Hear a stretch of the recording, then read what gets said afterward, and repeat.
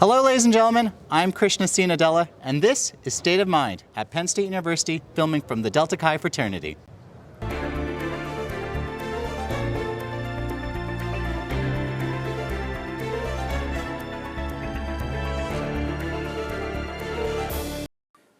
Hello, ladies and gentlemen. I'm Krishna C. Nadella, and this is State of Mind. Today's topic is about Black Lives Matter.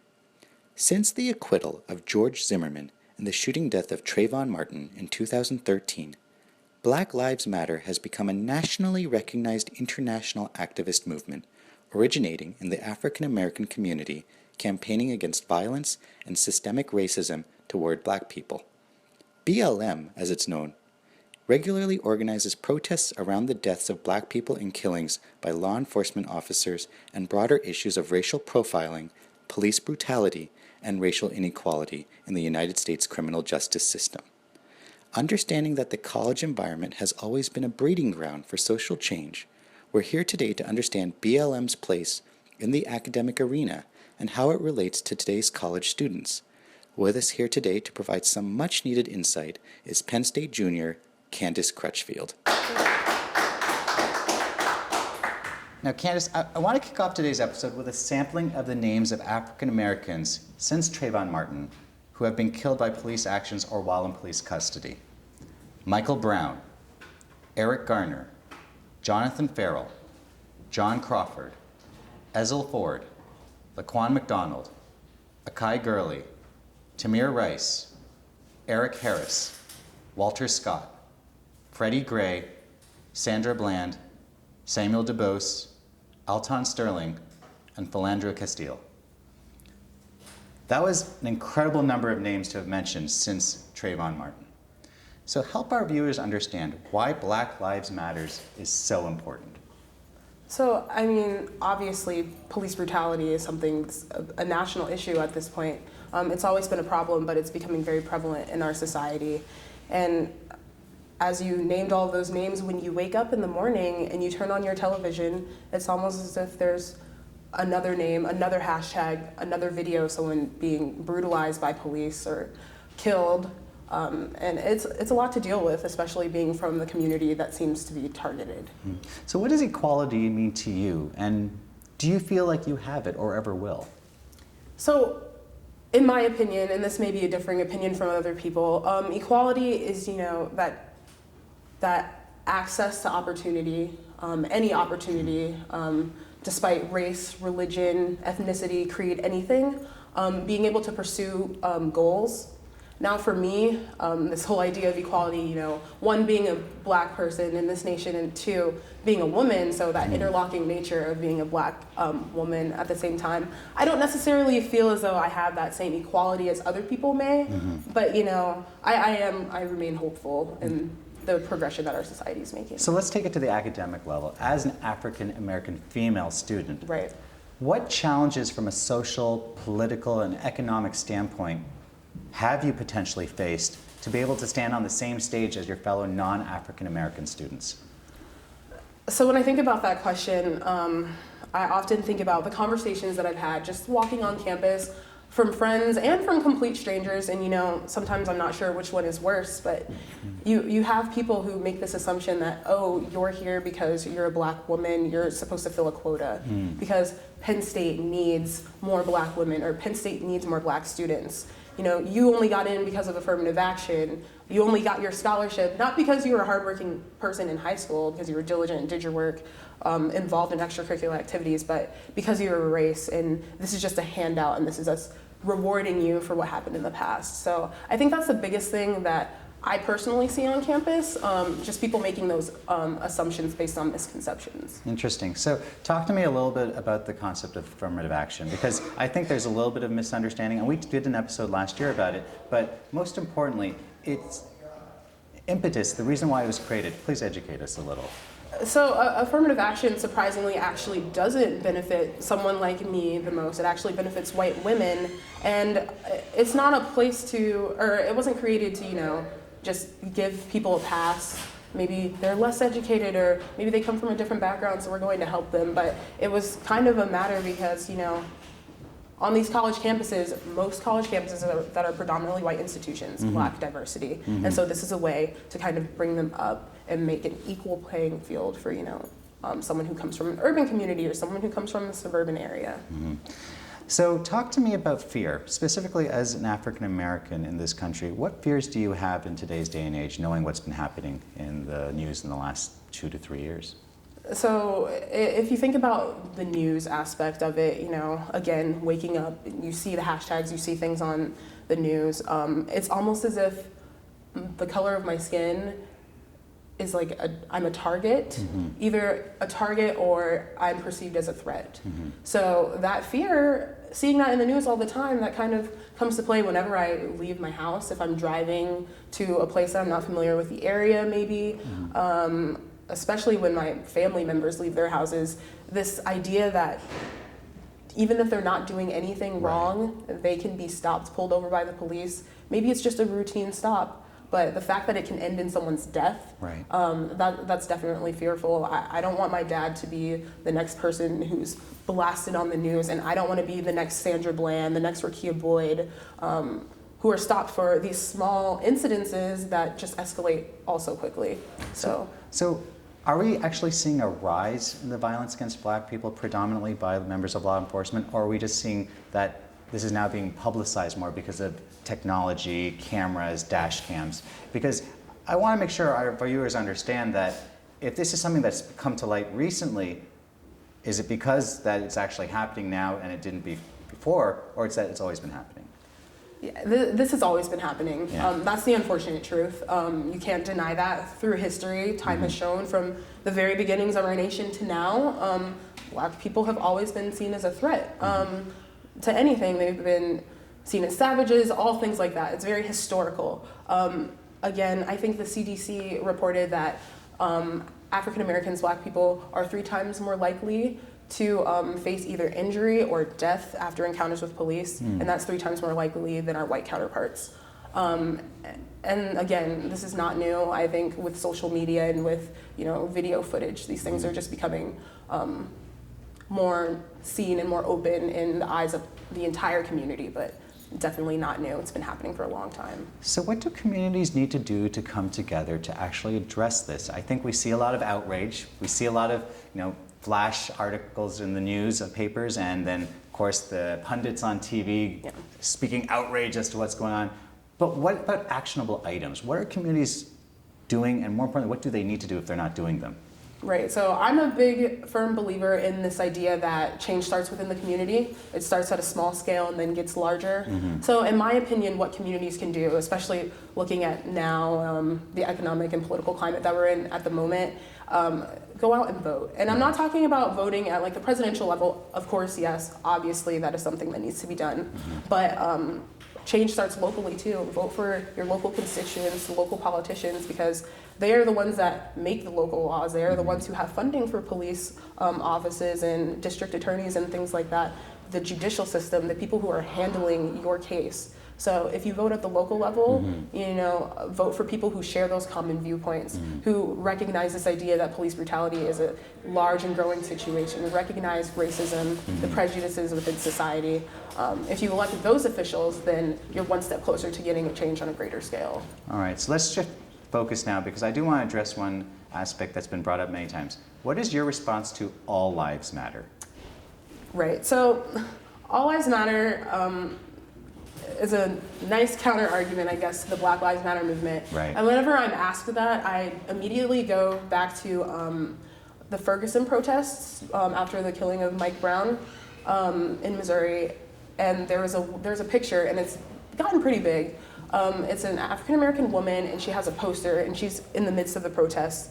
And it says, yes, all lives matter. And I'm paraphrasing, verbatim, but yes, all lives matter, but it is very apparent in our judicial system that they don't seem to believe that all lives matter, because it's very apparent that Black lives are being taken disproportionately away. So if you have to even make this argument that all lives matter, you're not seeing the problem. Right. So,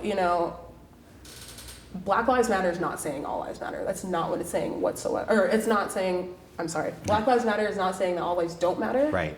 It's saying that yes, all lives matter, but all lives can't matter until Black Lives Matter. Exactly. And I know that's kind of contradictory to itself. No, but it actually makes a lot of sense. If all lives do matter, then we have to make sure that all lives are actually given that time, and Black lives right now are not being given that. Right, so it's highlighting that emphasis on Black lives. Right. So talk to me about the media. And I think the media has a huge responsibility in regards to how this is being played out. Right. The perception of the African American community for many people is by what they see on television. Mm-hmm. Rightfully, wrongfully, it is what it is. Is the media doing a fair job, and if not, what does it need to do to change? So, as you said, the media is one of the biggest relayers of misconceptions about various communities, specifically the Black community. I mean, I think of various fictional TV shows, reality shows. Black people are often seen as overly violent, aggressive, ignorant, or non-intelligent, having attitudes, especially with Black women. It's all these crazy ordeals that are definitely not true. And as you said, you know, if someone is consistently watching these things, but they haven't taken a step out of their comfort zone and they don't actually know Black people, they're obviously going to believe that this is something that's prevalent in the Black community. They're going to believe that we're overly ignorant, right, violent, and things like that. And then I think of even national news coverage. Just a few weeks ago, an older man, Terrence Crutcher, was killed by police. Mm-hmm. We all saw it on television, and he was described by the police and on various news waves as scary, a big scary Black man. Mm-hmm. So what does that big scary stigma kind of go to? Mm-hmm. It's media representation. There's no reason as to why, instead of just naming him or putting his name on news waves, that we're just describing him as a scary Black man because that's what we see and that's what we perceive. Right. So it sounds like there's a bigger issue here, and I think it comes down to civil rights. Yeah. So have we as a country really progressed since Dr. Martin Luther King's famous speech in 1963? So that's an interesting question. To say that we haven't progressed would be an extreme injustice to Martin Luther King and his work. So yes, we have progressed. I mean, I think of things that kind of stemmed during that speech and during the civil rights movement, like the NAACP. They were just a grassroots movement at that time, and now they're a nationally recognized organization, continuously making changes in various communities. I think of the rise of places like the Southern Poverty Law Center, the ACLU, again, these social justice areas, or these social justice organizations that, again, are making positive changes and creating positive influences within our communities, Black communities, and other communities. And then during Martin Luther King's speech, you know, I'm sure all of us have had to see it at one point, he definitely ignites a flame, a passion for change, and I think that is a flame that is still burning at this moment. Obviously, we see it with activists and humanitarians to this day. So there has been a change. Are we perfect? No, but we're slowly, very, very slowly, unfortunately, working toward the better. So we're in the midst of an election year, and by the time this episode airs, we'll know who the leader of this free world is. Right. But before we get to that point, for the two candidates that are still standing, what's expected of them, not just their words, but their actions, if they want to be truly successful in terms of helping with Black Lives Matter? It's time for tangible change. Real change, not just words, not empty rhetoric. Right. It's time to actually see these ideas, this empathy turn into action. So again, anyone can say, oh, I believe in the Black community loves me, things along those lines. But until there's evidence and proof that you're actually doing something to assist these communities, I mean... Do you feel like either candidate at this point in time has given some sort of actual strategy, some sort of, thought in terms of how to actually make a change, or is it all in rhetoric at this point in time? It's definitely a lot of rhetoric. I think, there are visits to various churches, various predominantly Black churches, various communities, especially in the Chicago area. That does make a difference to just, show your presence in areas like that. And I know one candidate has met with the mothers of people like Travyon Martin, Mike Brown, Freddie Gray's mother, Freddie Gray's wife, people like that. And they've sat down and they've thought about these policies, and I mean, it would be nice after this election to see those policies and those ideas actually implemented. But at the moment, I mean, there's only so much you can do. But I do think there are certain candidates that are taking steps in the right direction. expression. So you're a college student, and so life wouldn't be complete without social media. Right. But let's talk about it from the standpoint of communication, mobilization, transparency, and accountability. How does it fit in regards to Black Lives Matter? And has it been a helpful addition, or is it actually criticism? So I think about actually when I found out about Black Lives Matter. I think one day I was just scrolling through my Twitter feed and I kept seeing hashtag BLM or hashtag Black Lives Matter. And I was like, oh, what is this? Is this something that I need to check out? So obviously I clicked the hashtag, and again, all of the tweets around that, videos, pictures of protests come up, and that's kind of how I even found out about the Black Lives Matter movement. So you see things like that. I personally think social media, specifically Twitter, has been a blessing. Even if it's a blessing in disguise, you know, these videos of people being killed by police, as awful as it is to watch, as awful as it is to even think about the fact that videos exist of police officers murdering other people. Because there is a desensitization to this as well. Definitely, and you know, you have to take it with a grain of salt when you decide if you're going to watch these things, but the fact that those even exist, it's important to, if you look at how the judicial system plays out, a lot of these situations wouldn't even go to trial because it becomes a matter of he said, she said, Right. or he or she said, whoever. But when you have that video evidence, one, the public knows, and the public knows right away. So they can begin pressuring their local offices to actually do something about it. And two, it becomes proof to this cause I was speaking about. All right, so let's bring it back home to academia. And we're specifically here at Penn State University. What is the role of academic institutions with regards to civil rights? And more importantly, help our audience understand the history of civil rights with the college arena. So in studying civil rights, you know, a majority of the movements that took place during what we call the modern civil rights era, so the 1960s, MLK and all of those, majority of those things were either led or included a majority of college students. So I specifically think about now Congressman John Lewis, who was 21 when he was first arrested, a college student, so much like us. He was first arrested for riding an integrated bus into the South, and then went on to live the rest of his college years into his early adult and now later adult life, you know, arrested over 40 times for various civil rights movements. And I think of these people known as the Greensboro Four. So they were students at North Carolina A&T in Greensboro. I don't want to say single-handedly, but they are greatly responsible for our integrated lunch counters. They decided, or one day they were tired of, you know, waiting in the back of the local diner, and they decided to go right to the front, and it became a protest and a sit-in of various days that, again, led to integration of lunch counters. So these things definitely start with college students, and it's kind of inspiring, you know, we're the same age as they were when they were making these big changes, so this just shows us that we're capable of making the same change. All right, so let's transition to the world of sports, and more importantly, the world of athletes. We start to see the rise of the socially responsible athlete. Most recently at the 2016 ESPY Awards, the opening part of the award ceremony had LeBron James, Carmelo Anthony, and Dwayne Wade, I believe, you know, show their solidarity towards Black Lives Matter. Right. But at the same time, you rewind to the 1990s, Michael Jordan famously said, even Republicans wear sneakers too.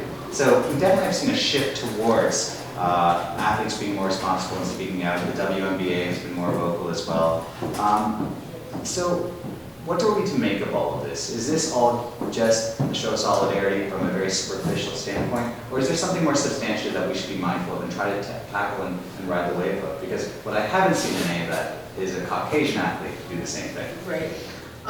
So I definitely think a great aspect of it is social pressures, and this kind of goes back to social media. You have someone like LeBron James or Dwayne Wade who have millions on millions of followers, and a lot of those followers are people from the Black community. They are Black men, again, who are of the greatest target. And when you have that large of a following, it's common that your Twitter notifications or your Facebook messages are going to be pressures to take a stand for something.